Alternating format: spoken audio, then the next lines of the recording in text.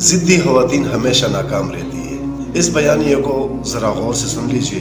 ضدی عورتیں اپنے شادیوں میں بلکہ اپنے شوہر کے ساتھ رشتہ جوڑنے میں ناکام ہو جاتی ہے۔ ایسی خواتین جو اپنے شوہر کے جذبات کا خیال نہیں رکھتی اور معاملات میں لچک نہیں رکھتی، ان کی شادیاں مکمل ناکام ہو جاتی ہیں۔ وہ اپنی شوہر کے ساتھ اپنی انا کی جنگ لڑتی رہتی ہے اور شوہر پر قابو پانے کی کوشش میں لگی رہتی ہے، مگر اس جنگ میں وہ ہمیشہ ہار جاتی ہے، کیونکہ میری بہنوں، مرد ایک ضدی عورت کے سامنے اور زیادہ ضد میں آ جاتا ہے، اور شوہر ایک نرم اور عزت کرنے والی بیوی کے سامنے بہت زیادہ نرم ہو جاتا ہے۔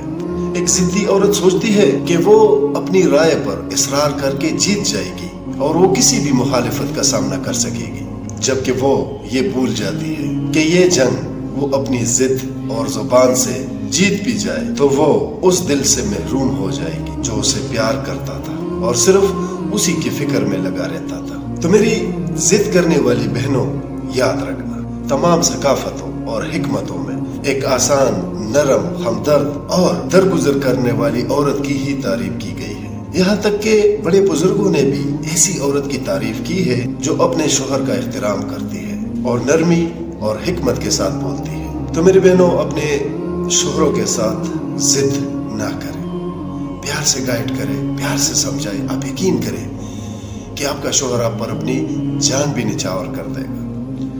والسلام۔